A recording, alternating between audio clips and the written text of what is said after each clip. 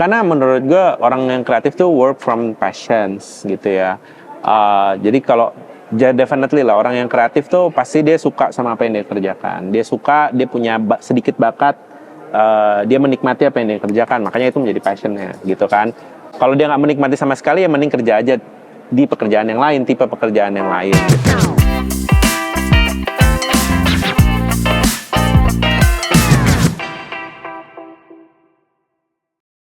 Hi David. Halo. Thank you for your time for having us here di Endgame Town Hall Podcast juga. Oke, sebelumnya kita udah get to know each other a little bit. Ya. But everyone's here maybe yang lupa-lupa dikit sebenarnya lo punya project banyak banget karena personally I follow your Instagram account. Terus tahu semua project dan kesibukannya dan I'm wondering gimana nih orang bagi tugas dan bagi badan ya gitu kan. Ya. Dari punya Idol Aju, Great Mind, Simple Group, sekarang masuk ke publishing, still do volunteering dan being creative director di Idea Fest. Yeah. That's a lot. And in creative way, itu a lot dengan yang berbeda-beda. Yeah. How do you manage your time sih? Time management ya. Sebenarnya mungkin hi everyone, selamat sore, siang, pagi, tergantung didengarkannya. Thank you so much for having me. Terima kasih udah reach out. Jadi interestingly, If waktu itu DM gitu kan, terus kita ngobrol-ngobrol quite sometimes di DM gara-gara podcastnya Ruby ya waktu itu ya, 30 Days of Lunch Ruby sama Arya waktu itu.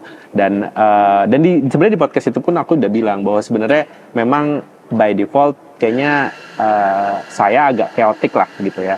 Tapi kalau ditanya soal time management, orang-orang yang tahu saya pasti akan ketawa karena kayak bertanya David, time management itu sebuah hal yang salah. Karena kalau ditanya apa time management saya, tipsnya saya tidak punya time management. Jadi gini, jadi pada suatu ketika memang saya punya banyak minat lah, bukan bakat, tapi punya banyak minat. Jadi banyak hal pengen dicoba, pengen iya. Terus seringkali ketika opportunity datang, it felt like a privilege gitu ya, bahwa nggak semua orang lo dapat opportunity ini. Sehingga buat gue kayak it's natural untuk gue bilang yes. Nah, pada satu titik tanpa gue sadari, gue terlalu banyak bilang yes, lalu it becomes very chaotic. Ada masanya di mana gue berusaha untuk belajar time management, Pomodoro teknik, apapun tekniknya gue coba sampai lumayan ekstrim gitu ya. Tapi gue menyadari bahwa ternyata itu pun nggak fit buat tipe yang pekerjaan atau tipe cara kerja gue. Karena jadinya gue jadi stres sama time managementnya bukan sama pekerjaannya, which jadi aneh gitu loh. Kayak gue kayak jadi salah fokus. Betul, beban besar gue adalah ngetik checkbox atau mindahin card di Trello atau kayak ini ngeberesin slide-nya gitu. Bukan the real work gitu. Lalu gue mulai stres soal kalau gue nggak bisa tepat waktu banget, gue jadi stres banget. Terus telat dikit aja stres banget dan seterusnya gitu. Jadi gue lebih stres sama hal itu. Sampai pada akhirnya gue menyadari bahwa that's not for me. Lalu apa yang gue lakukan sekarang adalah sebenarnya justru gue lebih menerima, mungkin kuncinya kayak pasrah gitu ya, tapi pasrah setelah melalui proses ya. Jadi menurut gue tetap kita harus eksperimen sama diri kita sendiri mana yang sesuai atau enggak. Kalau dari sisi gue akhirnya pasrah, ya udah memang gue lebih senang dalam kehidupan yang sedikit a little bit more chaotic gitu ya, dibandingkan lebih zen atau lebih tenang. Dan ketika gue memanage waktu gue ya simply gue udah menyadari bahwa tidak ada partisi antara satu pekerjaan gue dengan pekerjaan yang lain gitu. Terus juga tidak ada lagi partisi antara kehidupan pribadi gue dan kehidupan pekerjaan gue gitu ya. Jadi kalau memang harus kerja di weekend, di malam hari dan seterusnya, itu sudah hal yang gue terima dengan baik gitu kan. Gue udah nggak lagi merasa bahwa harus ada work life separation gitu. Gue udah nggak merasa itu. Nah, I think the goal adalah time acceptance gitu ya, bahwa menerima bahwa waktu itu memang beda bagi setiap orang. Kita bisa menerima aktivitas kita dalam satu waktu yang sama. Dan sebenarnya penerimaan ini jadi penting karena menariknya setelah gue terima justru gue lebih gak chaotic. Karena gue jadi lebih aware sama ya nih hari ini gue udah punya 3 meeting dan gue gak boleh add another meeting gitu ya. Gue jadi lebih mungkin gak bisa dibilang mindful, tapi gue bisa lebih ya itu mengurangi less chaoticnya tadi. Gue lebih berani untuk bilang enggak sama hal-hal yang kayaknya ini gue tunda untuk beberapa waktu ke depan, yang ini kayaknya nggak dulu dan seterusnya gitu. Jadi kalau ditanya time managementnya gimana, di titik ini gue nggak punya gitu ya. Mungkin kalau ada satu practical tips adalah semua kegiatan gue ada di Google Calendar gue. Harus ada. Gue bisa relate banget. Kalau nggak ada di Google Calendar, then it doesn't exist ya. Jadi mohon maaf kalau ada yang minta meeting terus kayak nggak buat Google Calendar, berarti Anda tidak ada dalam meeting saya. Termasuk bahkan kayak sesederhana gue pergi gereja aja gue taruh di Google Calendar gue. Pergi konser pun gue juga taruh di Google Calendar. Pergi konser taruh di Google Calendar definitely. Bahkan pergi konser udah ada Google Calendar-nya, terus kayak waktu jalannya gitunya. Karena kalau enggak itu chaos banget. Jadi kayak paling enggak kalau ditanya itu yang gue lakukan. Tapi kalau kayak metode-metode lain, teman-teman silakan coba gitu kan. Mungkin ada time blocking works for them, mungkin Pomodoro technique works for them, apapun itu time management di eksperimen aja. Buat gue it doesn't work for me. Ya udah masukin aja di Google Calendar. Kadang-kadang meetingnya overlap, kadang-kadang ya udahlah diterima aja. Yang bikin kita stres kan karena kita nggak nerima ya. Oh, gue harus meeting 2 saat bersamaan. Karena lu nggak terima, lu merasa kayak ini akan stres banget, lu jadi stres beneran. Tapi kalau lu terima ya lu chill aja, ya udah yang satu lu dengerin, nanti kalau dipanggil ya lu halo gitu. Tapi kalau nggak dipanggil ya udah ngobrol di meeting yang lain gitu ya. Tapi ya definitely with some, take it with a grain of salt, bahwa ya gue juga kalau nge-arrange meeting yang tabrakan terus dua-duanya gue harus moderate, biasanya yang satu gue kabarin, ini nggak bisa nih karena yang di sini gue harus mimpin, yang di sini definitely enggak. Jadi biasanya kalaupun misalnya 2 call dalam bersamaan, yang satu gue lead, yang satu biasanya kayak gue cuman partisipan gitu. Jadi kayak politically yes, jadi kayak harus meng-arrange itu juga gitu ya. Jangan kayak orang gila juga kayak engage kedua hal yang sama-sama besar di saat bersama-sama. Gue mau dial up on your chaotic life ya. Those chaotic life punya banyak minat, selalu saying yes to opportunity. Ya. Ketika lo harus saying no, lo merasa kehilangan nggak sih? Atau merasa ada losing opportunity nggak di sana? Dulu-dulu ya. Dulu-dulu gue merasa kayak, karena gue merasa gue lahir di, mungkin ini agak jauh, tapi kayak gue besar dan lahir di lingkungan yang sebenarnya ada privilege tapi tipis lah gitu ya. Jadi gue sering kali, dan ketika gue mulai kuliah dan seterusnya, exposure gue sama orang-orang di creative industry, gue merasa bahwa ini orang-orang yang gue idolakan loh. Jadi ketika gue akhirnya berkarir, gue termasuk orang yang lumayan bersyukur bekerja sama orang-orang yang dulunya gue idolakan pas gue masih kuliah dan seterusnya. Dan the downside mungkin bisa dibilang ya, bekerja sama orang yang lu idolakan adalah it's hard for you to say no. Karena mereka idola lo. Ketika idola lo bilang kayak bantuin gue bikin A, lo akan bilang iya. Idola lo yang lain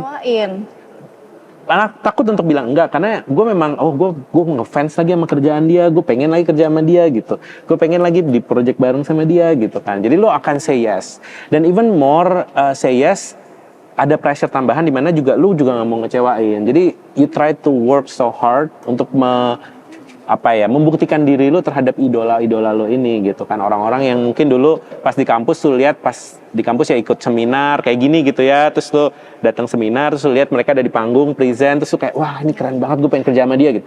Terus begitu mereka datang ke lo, mau nggak kerja bareng gue, lo akan bilang iya. Dan gue in a way bersyukur bahwa itu yang terjadi.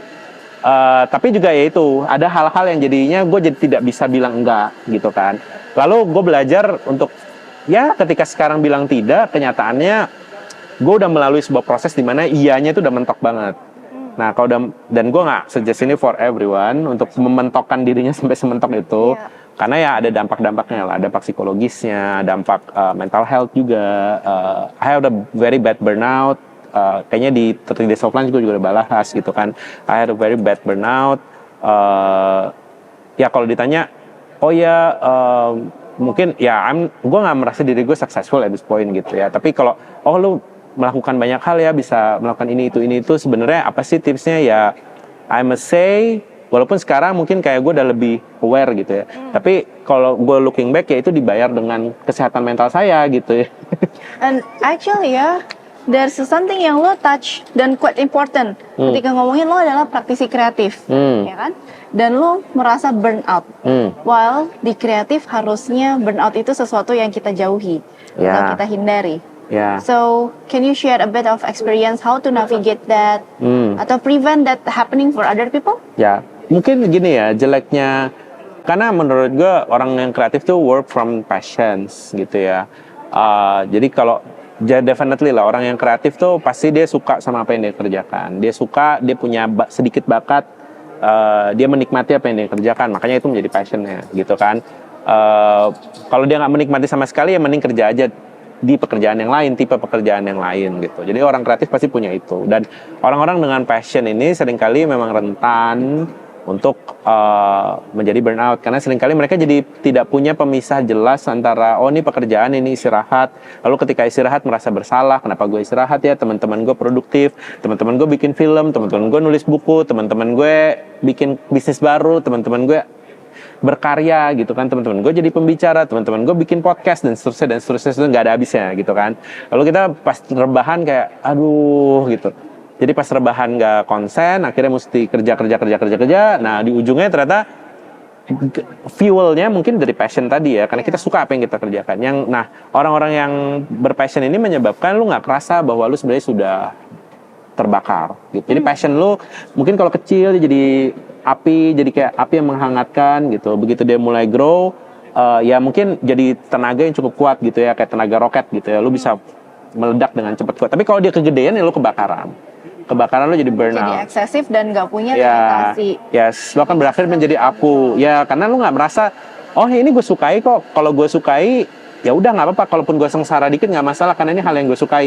Lalu limitnya makin lama makin naik, makin sengsara. At one point, tubuh kita, jiwa kita, badan kita, secara spiritual kita udah nggak bisa lagi menghandle itu. Dan itulah terjadi burnout. Nah menurut gue makanya orang-orang kreatif dan orang-orang punya passion harus punya awareness di mana limitnya mereka, di mana mereka bisa push, di mana mereka tidak bisa push gitu. Jangan sampai kejadian dulu baru akhirnya bisa mencari hal itu gitu ya. Dan another thing adalah kita sering bilang oh orang kreatif tuh crazy, gila dan seterusnya gitu ya. Tapi mungkin kita bisa mulai berpikir kreativitas muncul dari hal-hal yang tidak ekstrim gitu ya. Jadi kreativitas mungkin munculnya bukan dari kegilaan gitu, tapi kreativitas munculnya dari ketika kita bosan, lagi duduk-duduk gitu, lagi mungkin lagi di pantai gitu, ya kan, mungkin lagi ngopi sama teman-teman. Kreativitas munculnya dari sana gitu, bukan dari oh gue intens, gue ngelukis sampai 3 hari nggak kayak gitu. Itu that's probably creativity, tapi ada track yang lain lah untuk kreativitas menurutku. But to my reflection ya, kayak yang tadi lo bilang, kita orang kreatif, kita di drive sama passion, ya kan? Terus passion itu addictive. Kalau udah bikin satu, mau naik level.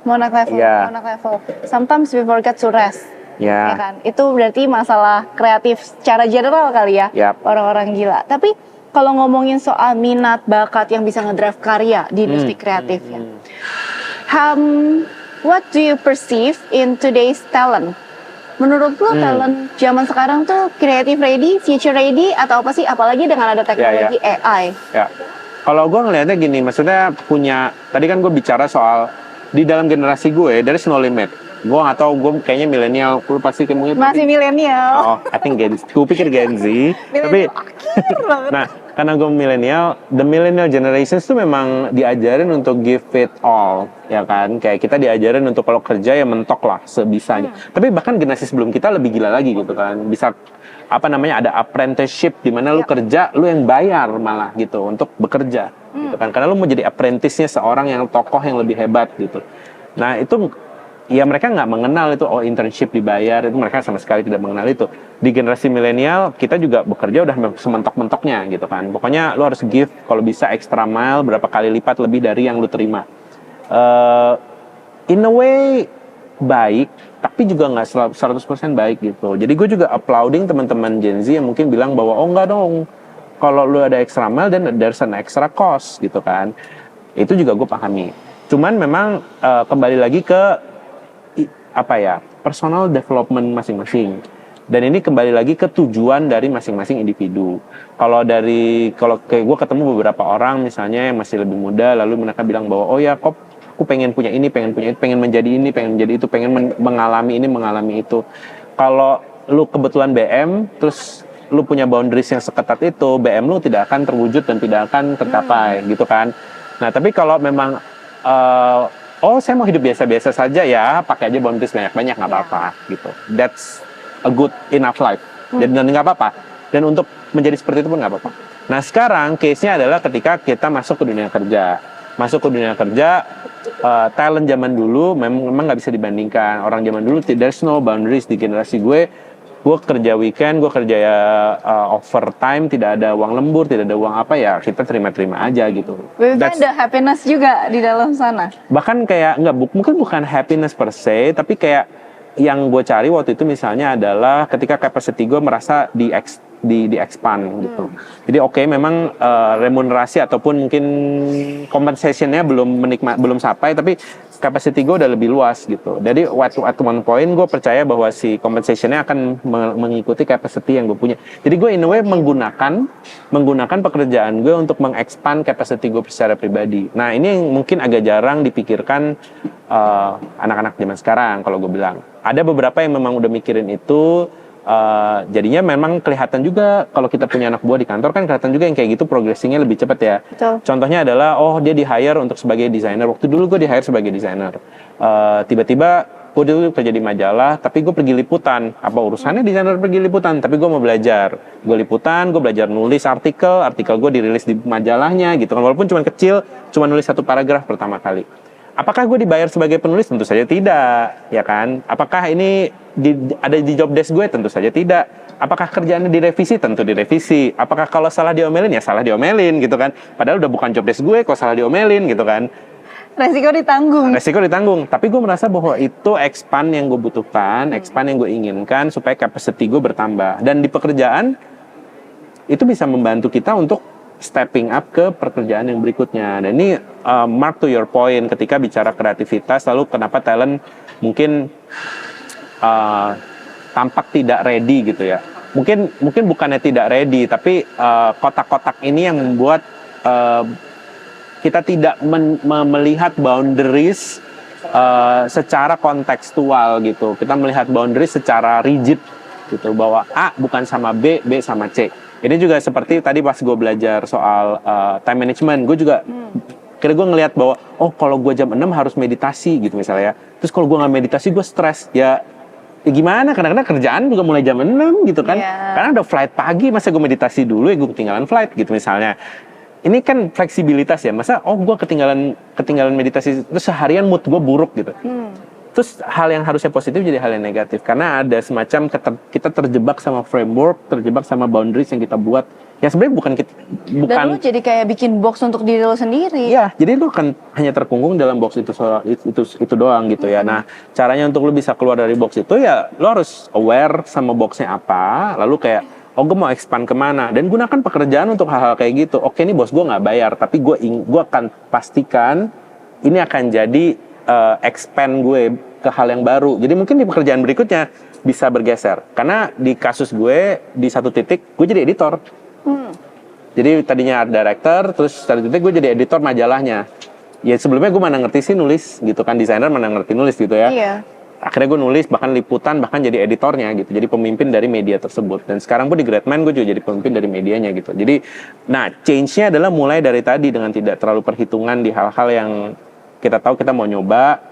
Kita tahu bahwa, kalau ya bos gue kebetulan agak pelit nih ya. Jadi kalau gue yang penting gue nggak charge, kayaknya gue bisa nih belajar hal baru nih gitu. Daripada kita belajar di tempat lain, mending belajar langsung case study-nya. Habis itu bisa langsung jadi portfolio segala. Jadi kan kita bisa expand diri kita lebih. Nah, tadi lu tanya soal future ready atau inilah, mungkin di area future ready. Sebelum kita ke future ready, let me take a summarize. Karena ada beberapa yang penting yang gue nggak mau audience itu lose meaning di sana. Ketika kita membuat boundaries, make sure kita nggak terjebak di dalam boundaries yang kita buat sendiri, ya. So understanding atau self awareness towards personal development itu juga penting. Dan setiap orang boleh berbeda. Ada yang suka driving, lari kenceng maraton, ada yang kayak ya udah dia santai jogging jalan, that's okay, gitu ya. Terus abis itu yang lebih penting lagi adalah nggak apa-apa kalau misalnya kita value atau kompensasi nggak selalu tentang uang. Kalau yang gue tarik ya, karena ternyata itu nge-build value lo dan mempersiapkan lo ke next level. And you go with the flow sampai nggak ada yang tahu dari desainer. Jadi editor, jadi pemimpin redaksi, dan even you have a publishing.